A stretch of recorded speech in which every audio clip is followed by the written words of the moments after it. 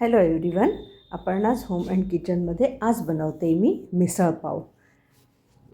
मिसळसाठी ही आम्ही मटक्या अर्धी वाटी मटकी मी ओव्हरनाईट भिजवली होती आणि सकाळी त्यांना बांधून आणि छान मोड आणलेत. हे पाहू शकता आपण किती छान लंबे लंबे मोड आलेत. मोड आलेले मटकी घेतले की त्याच्यामध्ये प्रोटीनची क्वांटिटी आणखीनही जास्ती वाढते. हे मी जवळजवळ अर्धी वाटी मटक्या घेतल्या आहेत. त्याच्यासाठी अर्धा चमचा मीठ आणि थोडी चिमूटभर हळद टाकून ह्यांना आधी कुकरमध्ये चांगलं शिजवून घेणार आहे. एक शिट्टी मटके शिजायला सफिशियंट होते. खूप जास्ती जे आहे ते शिट्ट्या द्यायच्या नाही, का तर आम्हाला दाणा असाच हवा आहे. ह्याला अगदी मेण करायचं नाही आहे. हे मी कुकरमध्ये ठेवून एक शिट्टी देऊन ह्याला वाफवून घेतलं आहे. आपण जर हवं असेल तर कढईमध्ये डायरेक्ट शिजवू शकतो, पण फार वेळ जातो, म्हणून कुकरमध्ये एक शिट्टी लावून घ्यावी. तर चला आपण मसाला तयार करूया. ह्याच्यासाठी मी 1 टेबलस्पून ऑइल टाकलं आहे कढईमध्ये. ऑइल गरम झालं की त्याच्यात टाकायचा 1 इंच अद्रक आणि लसूण. अर्धी वाटी मटक्यांचा हिशोबाने मी सगळा मसाला दाखवत आहे. ह्याला छान तेलामध्ये परतून घ्यायचं. परतल्याने ह्याचा जे उग्रपणा असतो तो पण नाहीसा होतो आणि अगदीसुद्धा ग्रेव्हीला कशाही तऱ्हेचा उग्रसा असा स्वाद आणि वास येत नाही. त्यात टाकल्यात मी 3 लाल मिरच्या.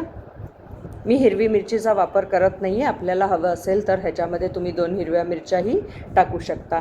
1 कांदा, रफली चॉप केलेला कांदा आहे, का तर आपल्याला हे सगळं वाटण वाटायचं आहे, म्हणून खूप जास्ती बारीक कांदा चिरायची गरज नाही.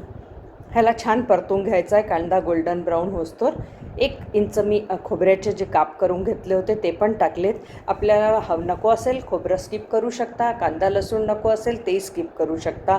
नुसती तुम्ही टोमॅटो आणखीन मिरचीची पण प्युरी बनवू शकता. हे अशा तऱ्हेने परतून आणि मसाला कोणत्याही ग्रेव्हीसाठी तयार केला तर त्याला अगदीसुद्धा उग्रपणा येत नाही, ते जास्ती गरिष्ठ होत नाही. ह्याच्यात काय होतं की त्याचा सगळा जे कच्चापणा आहे तो आरामात निघून जातो. ह्याला छान गोल्डन ब्राऊन होस्तोवर आम्ही शेकून घ्यायचं आहे. कांदासुद्धा परतला जातो आहे बरोबर, सगळे मसाले पण परतले जात आहेत. टोमॅटो चांगले लवकर पकावे म्हणून त्यातही 1 चिमूटभर मीठ घातलेलं आहे. हे आता थंड झालं आहे. थंड झालं की जे आहे मिक्सरच्या भांड्याला टाकायचं आणि त्याला बारीक पेस्ट करून घ्यायची. चला तर परत कढईकडे येऊया. मी तीच कढई वापरते आहे. मिसळसाठी थोडं तेल जास्ती लागतं. आता मी 2 टेबलस्पून ऑइल आणखीन कढईमध्ये घातलं आहे.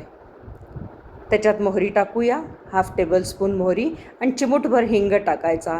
कोणत्याही प्रकारचे हे कडधान्य असले की त्याला हिंगाचा फ्लेवर खूप छान येतो. थोडासा कढीपत्ता बारीक चिरून टाकला आहे. मोहरी पण तडतडली आहे आपली, कढीपत्ताही छान झालेला आहे. हा चिमूटभर मी हिंग टाकला.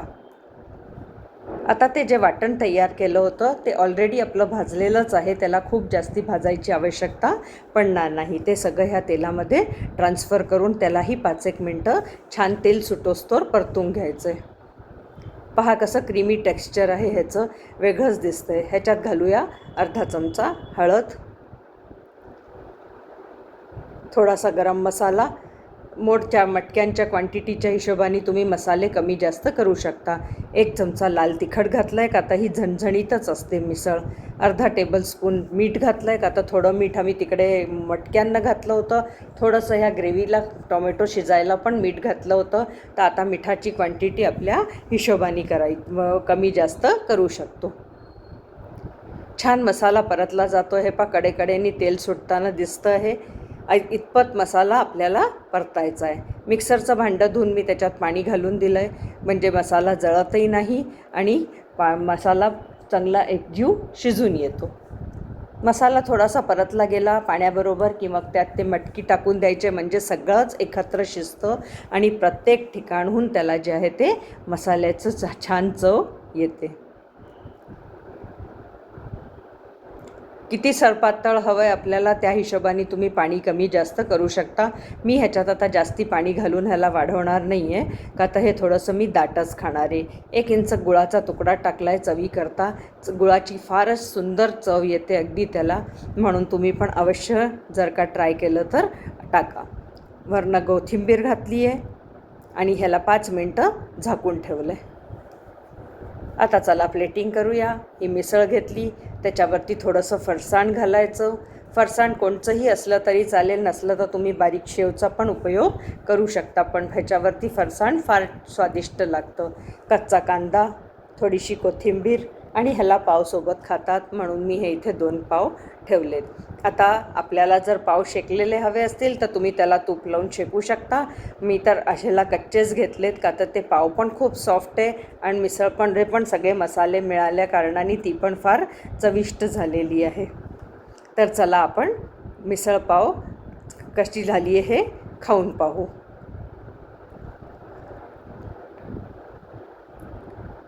तुम्ही पण नक्की करून पहा आणि कमेंटमध्ये मला सांगा.